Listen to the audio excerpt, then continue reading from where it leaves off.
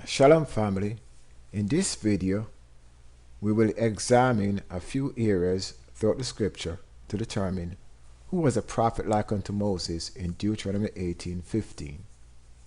And it reads, Yahuwah thy power will raise up unto thee a prophet from the midst of thee, of thy brethren, like unto me.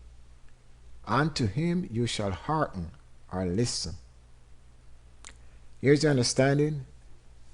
After the death of Moses, Yahuwah raised up Yahusha, who we know as Joshua, to bring his people into the promised land according to the covenant that he established with Abraham in Genesis 17 verses 7 through 8. Genesis 17 verse 7 says, And I will establish my covenant, that word covenant means law, between me and thee and thy seed after thee in their generations for an everlasting covenant, to be a power unto thee and to thy seed after thee. And I will give unto thee and to thy seed after thee the land wherein thou art a stranger, all the land of Canaan, for an everlasting possession, and I will be their power.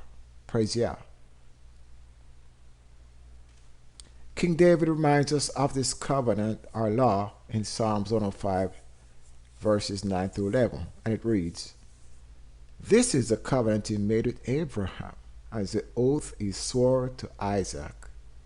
He confirmed it to Jacob as a decree, and to the people of Israel as a never-ending covenant.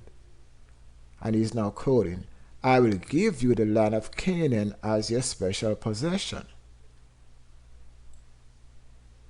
As a matter of fact, this covenant was established ages ago in the days of Shem, but Canaan unrightfully took possession of Shem's border, causing a curse to fall upon him and his succeeding generations.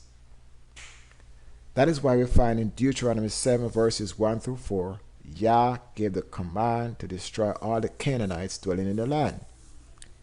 Whether or not they knew it, they were squatting on land that initially belonged to Israel. And we find this in the Book of Jubilees, chapters 10 verses 27 through 34. Let's read. It said, In the 4th week in the 1st year, in the beginning thereof, in the 34th Jubilee, were they dispersed from the land of Shinar. And Ham and his sons went into the land which he was to occupy, which he acquired as his portion in the land of the south. And Canaan saw the land of Lebanon to the right of Egypt, that it was very good. And he went not into the land of his inheritance to the west, that is, to the sea. And he dwelt in the land of Lebanon, eastward and westward, from the border of Jordan, and from the border of the sea. And Ham, his father, and Cush and Mitzrayim, his brothers, said unto him, Thou hast settled in a land which is not thine, and which did not fall to us by lot. Do not do so, for if thou dost do so, thou and thy sons will fall in the land and be accursed through sedition. For by sedition you have settled, and by sedition will thy children fall, and thou shalt be rooted out forever. They say to him in verse 31, Dwell not in the dwelling of Shem, for to Shem and to his sons did it come by their lot, their inheritance. Cursed art thou, and cursed shalt thou be beyond all the sons of Noah, by the curse by which we bound ourselves by an oath in the presence of the set-apart judge, and in the presence of Noah our father. Hear what it says in verse 33. But he did not hearken or listen unto them, and dwelt in the land of Lebanon from Amath to the entering of Egypt, he and his sons until this day. And for this reason the land is named Canaan. So now we know why the land is called Canaan. I just want to mention that a lot of folks don't really look at the Book of Jubilees, but I believe it does add credence to what we are studying at the very moment.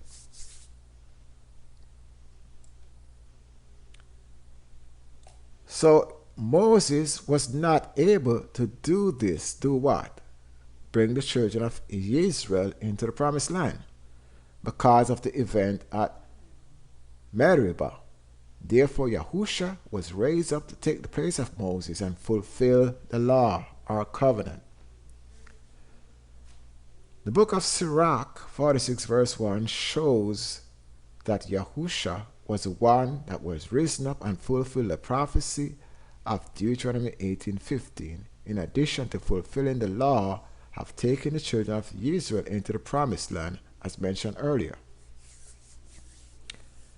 Now, I just want to mention the book of Sirach is a part of the canons, just like your King James. In other words, it's legitimate. So if you can read your King James, you can read the book of Sirach. If you go to the 1611 King James Version, you find the book of Sirach. The powers that be find it fit to remove the book, just like many other books. So I just wanted to run this by everybody, okay? Let's continue. I want everyone to pay attention. Sirach 46:1 says, Yahusha, the son of a Nabe, or Nabe, meaning prophet, was valiant in wars and was a successor of Moses in prophecies. Prophecies. He was that prophet mentioned in Deuteronomy 18:15, who according to his name, because the word Yahusha means Yah is salvation. He was the one chosen, the prophet chosen to save the children of Israel. Let's read it over. Yahusha, the son of a Nabe, our prophet, was valiant in wars and was a successor of Moses in prophecies, who was according to his name, was made great for the saving of the elect of Al, and taken vengeance of the enemies that rose up against them, that he might set Israel in their inheritance. So there we have it, folks. The word of Yah is plain and is void of any confusion. And with that, I say shalom. Of course, we encourage you to like, share, and subscribe to our channel. And with that again, shalom, shalom.